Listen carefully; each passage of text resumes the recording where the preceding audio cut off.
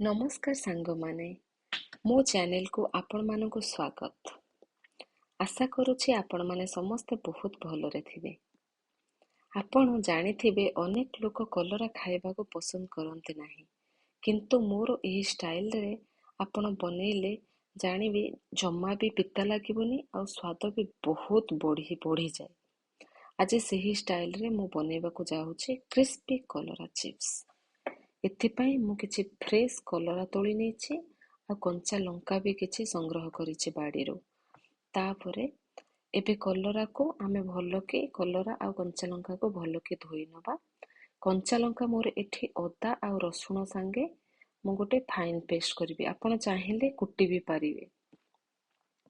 ତ କଲରାକୁ ଧୋଇକି ମୁଁ ଏବେ ପତଳା ପତଳା ସ୍ଲାଇସ୍ରେ କାଟି ନେବି। ତ ଆପଣ ଦେଖନ୍ତୁ ମୁଁ କେତେ ପତଳା କାଟୁଛି, ତାର ଥିକନେସ୍ ବି ଆପଣଙ୍କୁ ଦେଖେଇବି ବହୁତ ଜଲ୍ଦି। ଦେଖନ୍ତୁ, ଏହିପରି ଭାବରେ ମୁଁ ସବୁ କଲରାକୁ କାଟି ନେଇଯାଇଛି। ଆଉ ଏବେ ସେଥିରେ କିଛି ଲେମ୍ବୁ ଆଉ ଲୁଣ ଟିକେ, 1 ଚାମଚ ଲୁଣ ଭଲକି ଦେଇକି ତାକୁ ମିକ୍ସ କରିକି ଗୋଳେଇକି ଗୋଟେ ବାଉଲରେ ଘୋଡ଼େଇକି 10 ମିନିଟ୍ ପାଇଁ ରଖି ଛାଡ଼ିଦେବା।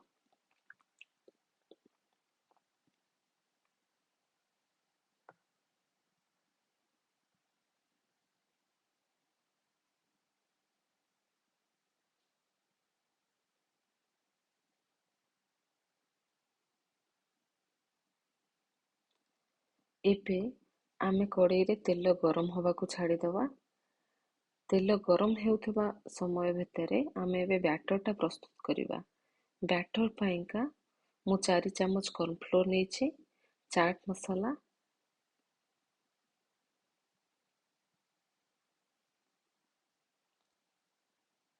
ଅଧ ଚାମଚ ପାଖାପାଖି ହେବ, ତାପରେ ଗରମ ମସଲା ଅଧ ଚାମଚ ପାଖାପାଖି, ଆଉ ଅଳ୍ପ ହଳଦୀ ଗୁଣ୍ଡ ଅଧ ଚାମଚ, ଲଙ୍କା ଗୁଣ୍ଡ 1 ଚାମଚ, ଧନିଆ ଗୁଣ୍ଡ ଅଧ ଚାମଚ, କରି ପତ୍ର କିଛି ବା ଭୃଷଙ୍ଗ ପତ୍ର, ଲୁଣ ଆଉ 1 ଚାମଚ ଅଦା ଆଉ ରସୁଣ ପେଷ୍ଟ।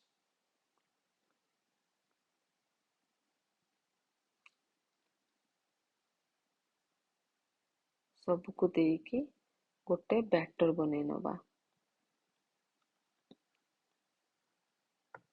ଆଉ ପାଣି ଏକା ସାଙ୍ଗେ ଦିଅନ୍ତୁନି, ଆପଣ ଅଳ୍ପ ଅଳ୍ପ କରି ପାଣି ଦିଅନ୍ତୁ। ଗୋଟେ ମିଡ଼ିୟମ୍ ଥିକ୍ ବ୍ୟାଟର ବନେଇବାର ଅଛି।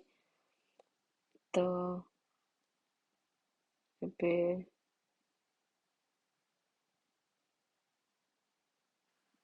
ଏବେ ମୋର ବ୍ୟାଟରଟା ରେଡ଼ି ହେଇଯାଇଛି। ତାକୁ ଗୋଟେ ସାଇଡ୍ କରିକି ଆମେ ଏବେ କଲରା ସ୍ଲାଇସ୍ କଟା ଯାଇଥିଲା ଆଉ ମ୍ୟାରିନେଟ୍ କରିଥିଲି ଲୁଣ ଆଉ ଲେମ୍ବୁ ସାଙ୍ଗେ, ସେଇଟା ଆଣିବା। ତ ମୁଁ ଆଣିଲି, ଦେଖିଲି, ଆଉ ମୁଁ ଯାହା ଚାହୁଁଥିଲି କଲରାଟା ପାଣି ରିଲିଜ୍ କରିଦେଇଛି, ପିତା ପାଣି। ତ ମୁଁ ତାକୁ ଭଲକି ଚିପୁଡ଼ିକି ବ୍ୟାଟରରେ ଆଡ଼୍ କରିଦେଲି।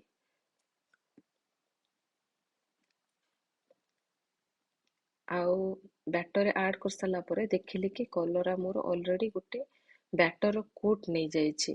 ତ ଏଇଟା ହେଉଛି ପରଫେକ୍ଟ ଟାଇମ୍ ଆଉ ପରଫେକ୍ଟ କନସିଷ୍ଟେନ୍ସି ବି ଥିଲା।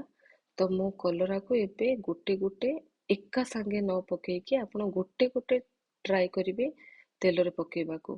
ସୋ ଦ୍ୟାଟ୍ କ'ଣ ହେବ କି କ୍ରିସ୍ପି ବି ହେବ ଆଉ ଭିତରୁ ବି ସିଝିବ। ଆଉ ଯଦି ଏକା ସାଙ୍ଗେ ଆମେ ପକେଇଦବା ତ ତେଲର ଟେମ୍ପରେଚର ବି ବହୁତ କମିଯିବ ଆଉ ବ୍ୟାଟର ଗୁଡ଼ା ସିଝିବନି, କଲରା ବି ଭିତରୁ ସିଝିବନି କି ଉପର ବି କ୍ରିସ୍ପି ହେବନି। ତ ଏଇ ଜିନିଷଟା ଆପଣ ନିଶ୍ଚିନ୍ତ ଧ୍ୟାନ ଦେବେ। ତ ଲୋ ମିଡ଼ିୟମରେ ମୁଁ ଏବେ ସବୁ ଛାଣିଦେଲି କଲରା ଗୁଡ଼ାକ। ଦେଖନ୍ତୁ କେତେ ସୁନ୍ଦର ଗୋଲ୍ଡେନ୍ ବ୍ରାଉନ୍। ଭିଡ଼ିଓଟି ଆପଣଙ୍କୁ ଭଲ ଲାଗିଥିଲେ ମୋ ଚ୍ୟାନେଲକୁ ଲାଇକ୍ ଆଉ ସବସ୍କ୍ରାଇବ୍ କରନ୍ତୁ। ଧନ୍ୟବାଦ।